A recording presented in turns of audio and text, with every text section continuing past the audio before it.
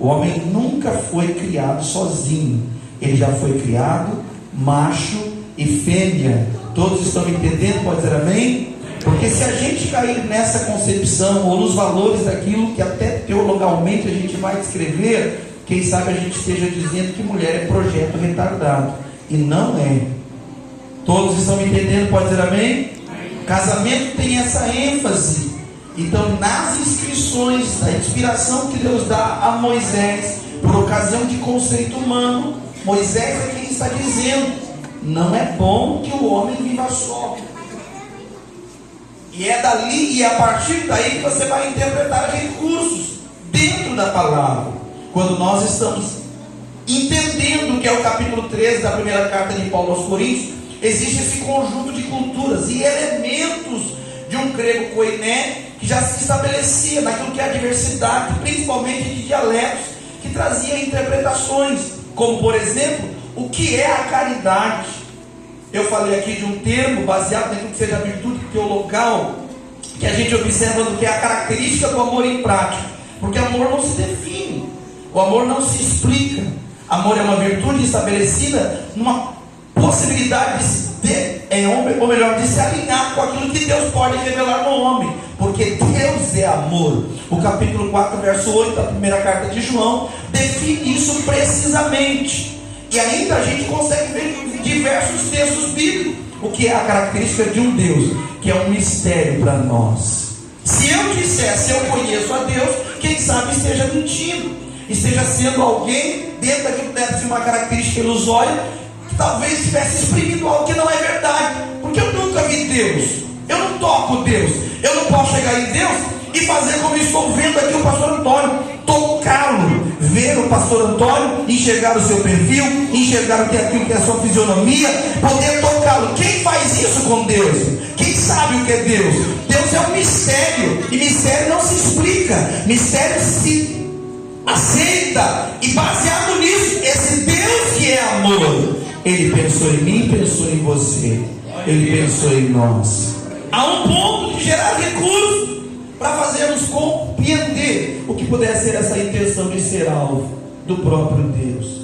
A palavra ágape, que é oriunda dessa conclusão de um grego koiné, ou um grego que já está formalizado a partir daquilo que sejam elementos de uma cultura, para a interpretação do que pudesse ser essas razões que os homens tinham para sentir e avaliar o que fossem os seus sentimentos. Haja visto que algumas das nossas interpretações não usa a palavra amor aqui, usa a palavra caridade.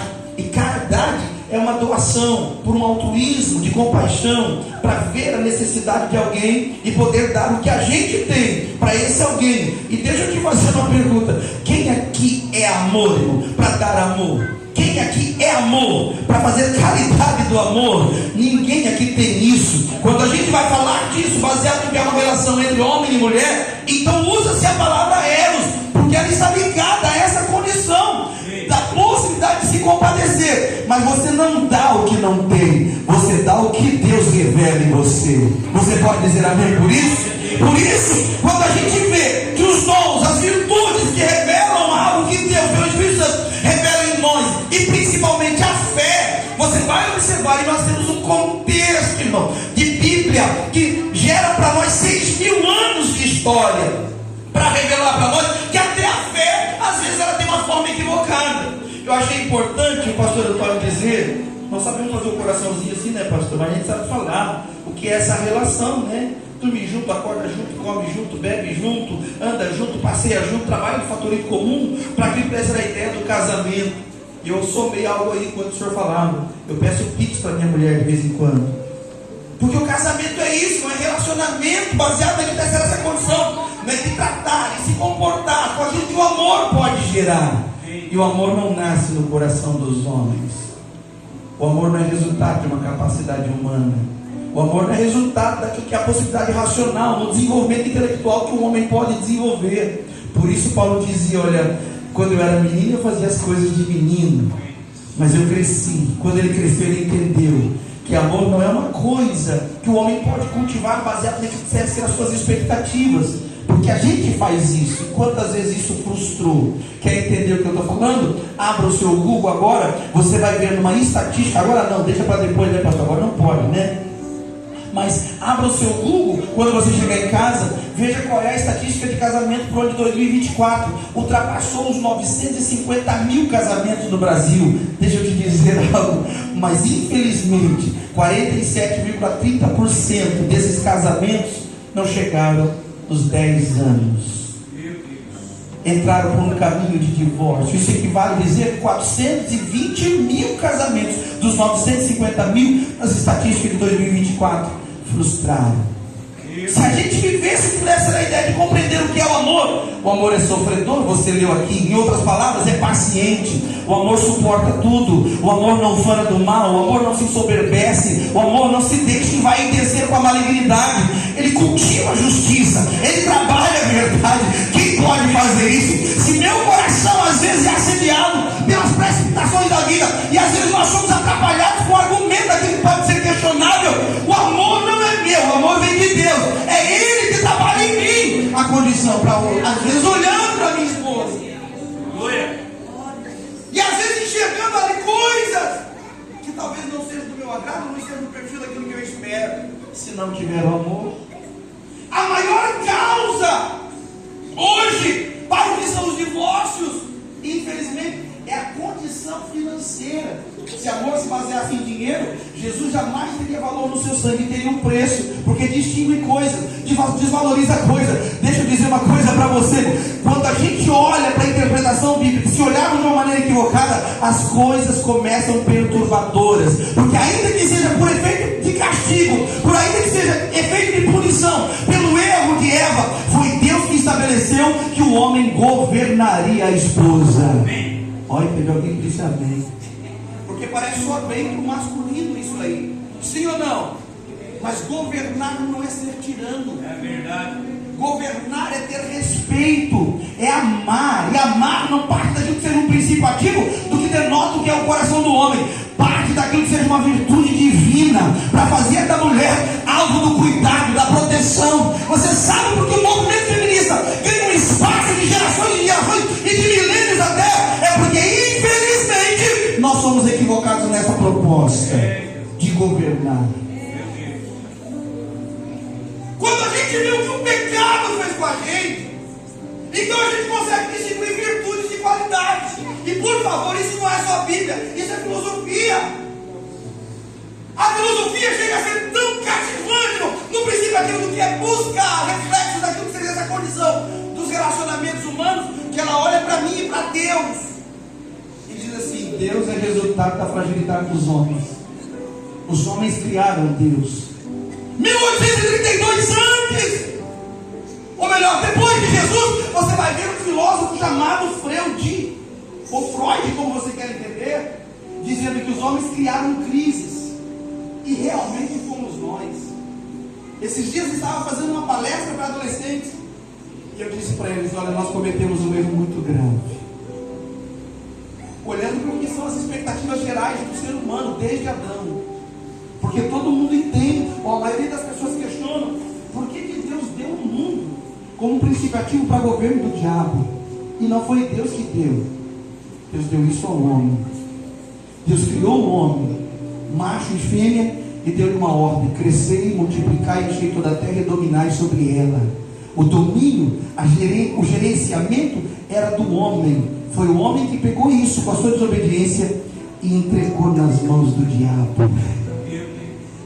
Quando a gente olha para a luz da palavra, a gente vai entender o que é a relevância de consequências, porque nós temos sinopses ainda, irmão, disso que aconteceu no Éden, e agora de uma forma um tanto quanto mais agravante, porque a gente vai falar de amor com evidência na terceira conspiração dos relacionamentos entre homem e mulher, entre pais e filhos.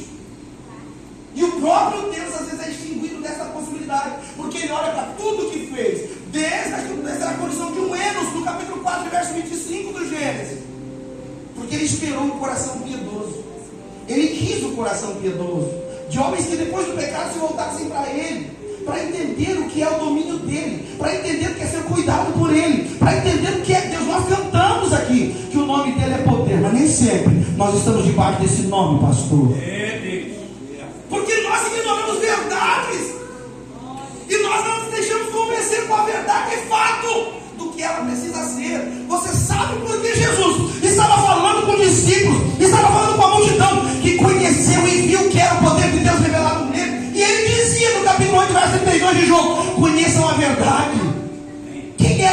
para aquela gente? O que era Jesus principalmente para os discípulos? Porque esses homens viveram as experiências mais profundas com aquilo que absolutamente é uma verdade. E Jesus é a única verdade capaz de libertar. Mas ele olha para pessoas que tiveram contato, que tiveram relacionamentos com ele, e vai dizer assim: olha, conheçam a verdade, e a verdade vos libertará. De que verdade Jesus estava falando então? Se você olhar para os anais da Bíblia, você vai ver momentos que, mesmo estando e vivendo com Jesus, pessoas não conseguem definir, entender, interpretar quem é Jesus, porque não conseguem se ver em si mesmo. Há um ponto do que Paulo está tratando momentos antes de dizer aqui que o amor é sobre tudo. Ele diz: olha, a gente só consegue olhar por reflexo. A gente não sabe entender, não consegue compreender o que é perfeito. E olhamos de uma maneira embaçada. Se Jesus entrasse pela porta dessa congregação agora, irmão, na condição que ele tinha enquanto no seu ministério terreno, eu não sei qual seria a nossa reação. Eu nem sei qual seria a nossa atitude. Uns correriam para querer tocá-lo, como fez a mulher de fluxo de sangue. Outros correriam para aplacar sobre ele suas questões e dizer: quem é o Senhor? Sendo o Senhor Filho de Deus, que se assenta com pecadores. Outros olhariam para ele e, tentando enxergá-lo, dizer: faz por mim, que possa mudar o meu estado. Enxergamos tudo em Jesus mesmo, o que de fato precisamos ver o amor de Deus expresso na qualidade daquilo que deve ser uma robusta forma de declarar esse amor na entrega de um filho. São coisas que subjetivamente a gente consegue olhar para a linha do que é essa característica de uma virtude expressa, porque a virtude não é uma qualidade humana, é uma declaração divina. A própria filosofia, a partir de Aristóteles, quando investiu o que é a pressuposta forma de um Deus que não possa habitar em templos construídos por mãos humanas, porque de fato Deus não está aqui por causa das paredes. Ele diz: essa será a minha casa, um santuário para as moradas do Altíssimo. Você entendeu bem? A casa vai servir de morada, ou melhor, de santuário para as moradas. A morada não é um templo construído por mãos humanas, é aquilo que Deus mesmo construiu, eu e você. Deus não se assenta num banco desse por ocasião daquilo que deve ser a sua condição humana. Ele se assenta porque você